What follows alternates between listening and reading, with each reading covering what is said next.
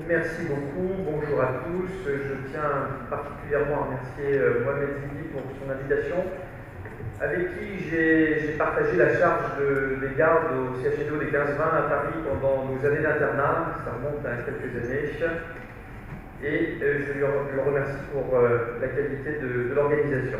Donc il m'a chargé de vous parler de survie de la cataracte dans un contexte de myopie. Je ne sais pas si mes diapos passent. C'est bon, parfait. Et je vais commencer par un mot d'introduction d'épidémiologie pour dire, c'est ce que vous a rappelé Esther Wana tout de suite, c'est que le nombre de myopes, notamment forts, et j'ai concentré mon exposé sur la myopie forte, en chirurgie de la cataracte, opérer un myope, j'allais dire, non fort, n'a pas finalement de particularité. Donc la définition de la myopie forte, c'est une longueur axiale qui dépasse 26 mm, et quand on regarde dans le monde, ça concernerait quand même 300 millions de personnes. On se rend compte aussi que cette prévalence augmente, notamment dans l'Est asiatique, et selon les séries, ça concerne 2,6 à 9,1% de la population. Je parle bien des myopies fortes. Alors évidemment, cette incidence, au moment lorsque ces patients arrivent à l'âge de la cataracte, on a cette association myopie forte, cataracte, et pour ma part, finalement, la difficulté primordiale, c'est l'estimation du pronostic visuel. Qu'est-ce que ces patients vont voir après la chirurgie et la complexité de l'analyse du fond d'œil. Y a-t-il finalement une prise en charge adaptée? Il faut se poser la question et on va détailler étape par étape ce que je considère être les particularités de la myopie forte. Alors d'abord en préopératoire. En préopératoire, c'est d'abord des formules de calcul d'implant adaptées.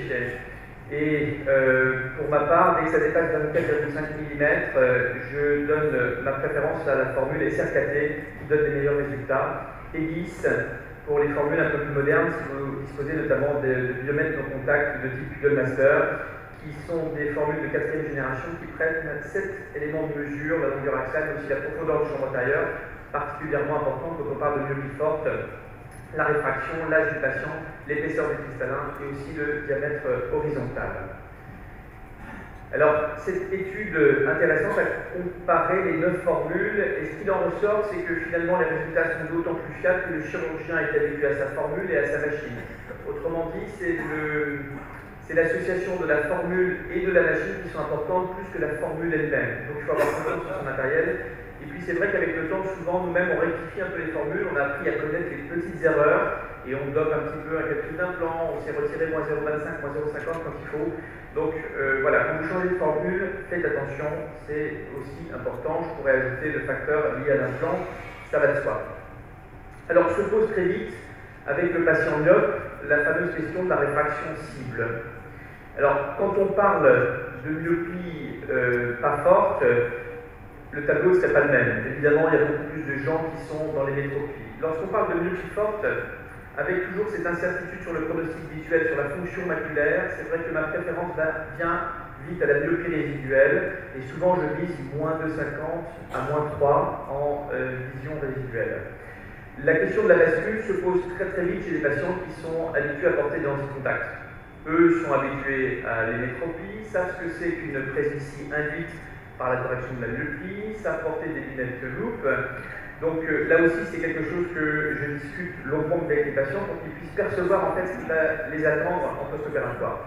Les métropies strictes, franchement, chez le myope, je trouve qu'on se prive d'un avantage de cette vision contrastée de près. Et pour moi, les implants multifocaux, c'est presque une contre-indication, avec une seule exception. Encore une fois, les patients porteurs de lentilles multifocales sont souvent des femmes qui ne veulent plus porter de lunettes du tout.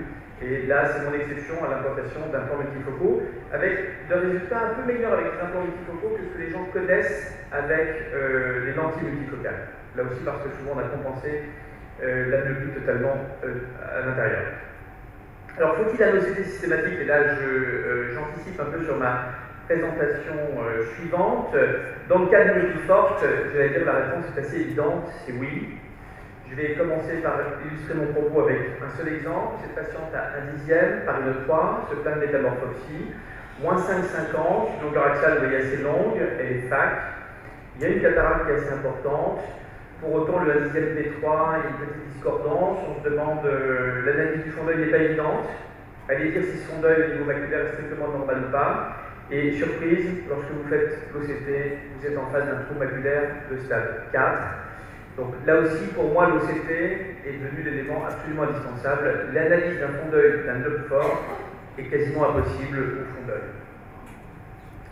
Alors, une particularité aussi de la myopie forte, et là il y a un beau papier qui est sorti récemment, qui a pu analyser 891 lieux, et qui montre que ce qu'on appelle ces maculas en dôme, c'est un facteur de bon pronostic post-opératoire. Ça concerne, vous voyez, entre 11 et 14% des patients atteints de myopie forte. Et pourquoi c'est un facteur de bon pronostic? Non pas qu'ils aient moins de complications post-opératoires maculaires que les autres, mais ces complications se concentrent en paramaculaire, de chaque côté. Comme ici, avec l'exemple de ce rétinocysis qui est apparu en post-opératoire de cataracte, mais au lieu d'être au centre, comme chez ce patient, les patients qui n'ont pas ce fameux macula en dôme, eh bien finalement, c'est un facteur de bon pronostic. Alors, en opératoire, quelles sont les particularités? Vous avez tous eu cette expérience d'opérer au fond d'un puits, et c'est parfois un petit peu difficile et délicat. On a une perte des repères, on a une perte de laxité jodulaire, qui fait que dès qu'on rentre le phacoémulsificateur, on a l'impression que le plan cristallinien plonge encore plus, alors qu'il était déjà profond. D'où la nécessité d'avoir une machine adaptée. Là, les progrès des phacoémulsificateurs nous aident beaucoup. Je plaide pour des fluidiques contrôlés, que ce soit avec la machine Stellaris Activate ou avec Centurion, avec lequel j'opère à Paris. Donc là, vous savez que vous avez une PIO cible, ce qui fait que les mouvements et les à-coups tensionnels vont absolument baisser, et c'est particulièrement vrai chez les patients qui sont myopes forts. Quand vous rentrez votre pièce à main avec l'infusion, si vous n'avez pas ces contrôles de pression, finalement, la pression exercée à l'intérieur de l'œil est particulièrement importante. Et d'ailleurs, sous anesthésie topique, les patients s'en plaignent et souvent ont un petit sursaut grâce à ces nouvelles machines et l'utilisation de l'hydrane. Donc, pour ceux qui c'est un anesthésique intracannulaire qui est indispensable chez les patients qui sont myopes forts, là aussi, pour aussi diminuer les sensations ressenties pendant la chirurgie, notamment liées à ces à-coups tensionnels. Alors, ces patients, comme vous le voyez ici, on a malgré activé une baisse du plan cristallinien dans cette vidéo. Là où je voulais en venir, c'est qu'il faut être particulièrement vigilant. Un peu de présent vous a montré des cas même de pseudo-uvéite, il y a ces morceaux cristalliniens qui restent dans l'œil des patients, et lorsque vous avez un patient qui a un grand œil, et bien évidemment, le risque d'oublier un petit fragment est beaucoup plus important. Donc, myope fort égale attention particulière. Et ce que je conseille, moi, à mes internes, c'est toujours d'injecter par la parasynthèse du BSS pour mobiliser absolument toute la chambre antérieure de l'œil. Il n'est pas rare de voir ressortir un petit fragment qui était caché sous l'iris. Et si vous le laissez, ça peut être le drame. Notamment lorsqu'il y a un contact endothélial, on est arrivé à des greffes de cornée liées à ces petits fragments cristalliniens. Donc un implant adapté, là aussi c'est important. Alors d'abord, la première limite, c'est le spectre des dioptries disponibles. Et malheureusement, beaucoup de nos implants modernes monoblocs s'arrêtent à 6 dioptries. Donc on est souvent limité, notamment si vous descendez dans les négatifs. Et moi, j'utilise tant que je peux l'IC1. L'autre avantage de cet implant, c'est qu'il a une surface de contact augmentée avec la capsule. Vous voyez, ces appliques sont particulièrement grandes. Et lorsque vous avez des grands sacs de myope fort, ça aide beaucoup. Et puis pourquoi pas revenir aux 3 pièces, ça m'arrive souvent. Alors on quitte un peu la micro-incision, on est souvent obligé de faire une incision un peu plus importante à 2,75 mm. Mais ces implants 3 pièces sont particulièrement stables. Si vous voulez même augmenter la taille de l'optique, on peut monter jusqu'à 6,5 mm pour les yeux particulièrement grands, ce qui évite les effets bord, et notamment c'est les MA 50 qui convient aussi comme implant de sulcus. Myopie forte et correction de l'astigmatisme. Là aussi, attention, même si dans une immense majorité des cas ça fonctionne, de temps en temps, lorsque vous avez des staphylos myopiques importants, la correction de l'astigmatisme peut être décevante par le patient. Et pourquoi? Parce que finalement, aucun de nos appareils ne prend vraiment en compte l'astigmatisme postérieur. Et parfois, ces patients formeurs ont des compensations de leur astigmatisme au niveau de la macula. Et ils vivent très bien avec un astigmatisme cornéen. Lorsque vous les corrigez, finalement, ils sont plus malheureux. Donc, ce que je conseille, c'est de prendre déjà la correction optique avant l'opération de ces patients. Si l'astigmatisme n'est pas corrigé, il ne faut pas le corriger en post-opératoire ou en cataracte. En tout cas, se méfier, je fais souvent des sous-corrections. Retrait du visqueux, il faut qu'il soit particulièrement soigneux et attentif et prolongé, je vais dire. En fait, il faut prendre du temps pour retirer le visqueux. Pareil, ces globes sont grands et on a toujours tendance à laisser du visqueux chez les patients myopes forts. Dans une étude, ça a été bien démontré, on a même une instabilité de tension pendant 30 jours, suivant la chirurgie d'une cataracte chez ces patients myopes forts, comparé aux autres patients. Donc là aussi, prendre du temps. Qu'en est-il du pronostic post-opératoire? Une belle étude OCT qui a fait le bilan préopératoire de ces macula myophiques, qui montre que dans près de 3% des cas, vous découvrez le membrane hyperrétinienne, un trou lamellaire, près de 6% de fovéoschisis, on parle toujours de myopie forte. Traction vitro-maculaire, près de 3% aussi. Évidemment, ce qui est rassurant, c'est qu'avec la chirurgie moderne de la cataracte, examen 2 mois, examen 6 mois plus tard, aucun changement. Les membranes ne se sont pas aggravées, les trous maculaires ne sont pas élargis, et donc c'est plutôt rassurant. Chose inquiétante, c'est la fréquence de l'œdème maculaire cystoïde, 9% des cas chez ces myopes forts, et on serait trop conseillé de prolonger un peu le traitement post-opératoire, anti-inflammatoire. Peut-être que les 3 semaines classiques chez les patients hémétropes peuvent être prolongées. Pour ma part, je les traite 1 mois, voire 1 mois et demi, avec des résultats qui sont quand même inférieurs à 9%. Alors, la vraie question, c'est la fréquence du décollement de rétine. Les études actuelles sont plutôt rassurantes. Néanmoins, il y a un risque évidemment surajouté, puisque la myopie forte est un facteur de risque en soi du décollement de rétine. Et la fréquence qu'on peut annoncer de 1% dans l'année qui suit l'intervention. Le pronostic est favorable, et notamment des études qui ont été faites chez des patients à la cristallin clair, chirurgie à cristallin clair, et qui montrent que le pronostic est voire meilleur quand on les compare à des patients pas opérés, tout simplement parce qu'ils sont mieux suivis. Le fait que vous allez les opérer fait que vous faites un fond d'œil soigneux, vous faites de la prévention par laser, et vous allez les suivre ensuite, et c'est des patients qui ont été avertis des signes d'alerte que sont les phosphènes entre autres. Donc en conclusion, la myopie forte, c'est une attention toute particulière, on l'a vu à toutes les phases de la prise en charge chirurgicale, mais c'est absolument pas une contre-indication.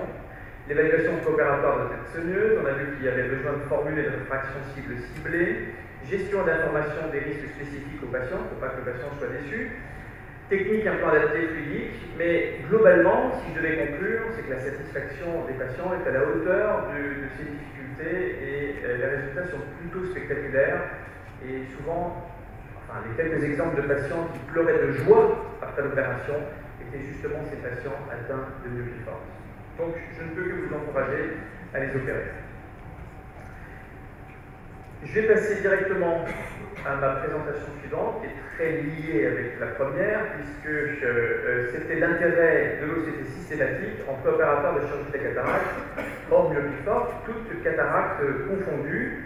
Donc ça, c'est une question qu'on s'est longtemps posée dans le service, et on avait des pratiques un peu différentes, et on a décidé de réaliser un OCT systématique pour voir ce qu'on allait finalement déceler. Vous savez que c'est de plus en plus important d'avoir un pronostic visuel fiable, puisque les patients attendent beaucoup après la chirurgie de la cataracte, notamment au niveau réfractif. Et si vous utilisez des implants multifocaux, vous savez que la détection d'une pathologie maculaire préexistante va grever le fonctionnement de ces implants et qu'on peut avoir des patients particulièrement déçus, parfois même avec des acuités visuelles bonnes, mais s'il y a une pathologie rétinienne, le fait qu'il y ait une baisse du contraste, ça va aggraver finalement le retentissement de cette pathologie rétinienne. Donc, le principe de notre étude était simple. Chaque fois qu'un patient devait se faire opérer de la cataracte, il bénéficiait d'un OCT systématique. Alors, je vous dis que les pratiques étaient différentes parce que certains considéraient que lorsque l'acuité visuelle de près était absolument conservée, on disait Paris de 2, c'est l'équivalent du 10/10e, il n'y avait pas besoin de faire un OCT, ça veut dire que le fonctionnement maculaire était parfait. Donc ça aussi, on a voulu le vérifier à travers cette étude. Donc c'est une étude qui a été réalisée sur 6 mois, on enregistre évidemment l'acuité visuelle, le grade et le type de la cataracte, et l'OCT utilisé était un Spectralis OCT de chez Heidelberg. On a pu colliger ainsi 303 yeux de 185 patients, à noter 19% de patients atteints de diabète. Vous voyez qu'on opère exactement à l'âge moyen de la cataracte en France, aux alentours de 73 ans. Il y avait un discret ratio en faveur des femmes, mais on sait que les femmes vivent plus longtemps que les hommes.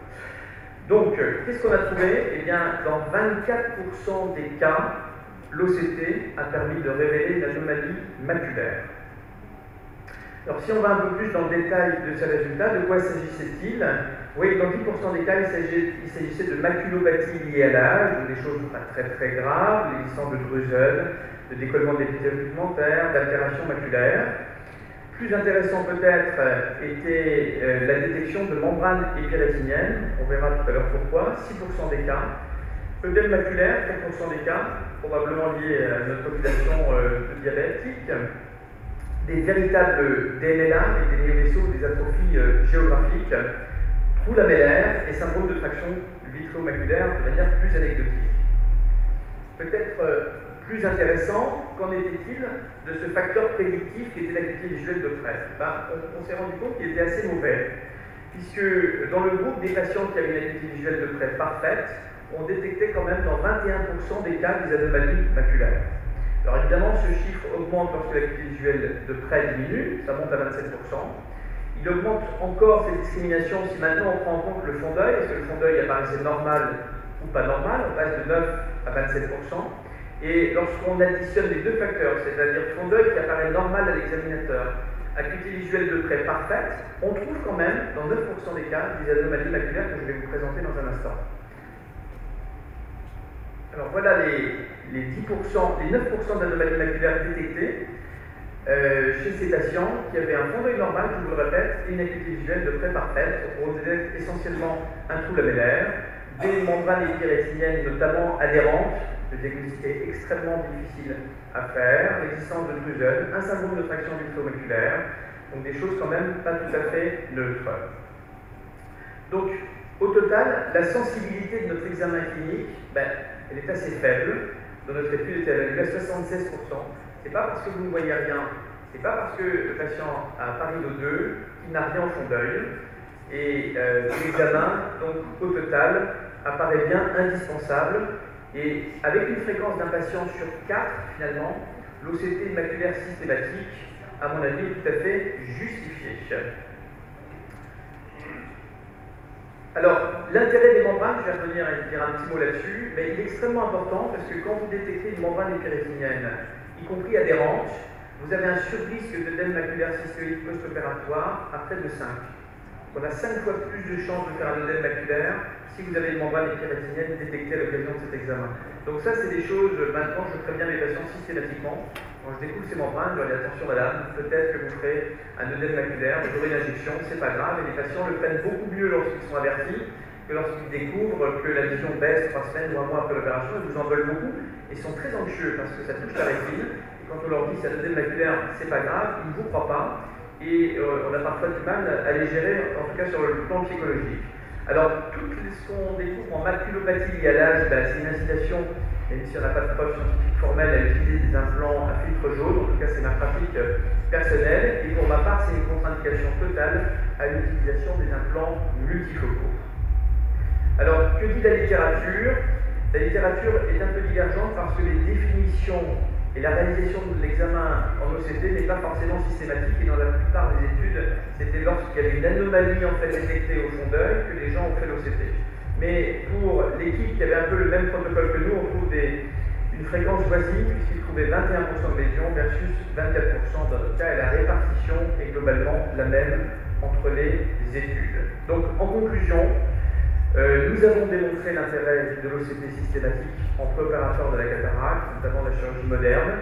Ça va nous permettre une meilleure information aux patients, de prévenir éventuellement les complications, je pense notamment à la membrane épirétinienne, de mieux choisir les candidats pour les implants premium, notamment multifocaux. Et ce qui nous reste à faire finalement, l'étude est en cours, c'est de voir l'évolution post-opératoire des anomalies détectées en préopératoire de manière plus précise, et voir si l'acuité visuelle de près, cette fois, a un côté prédictif sur l'acuité visuelle de loin en post-opératoire. Voilà, je vous remercie de votre attention et je suis à votre disposition pour toute question.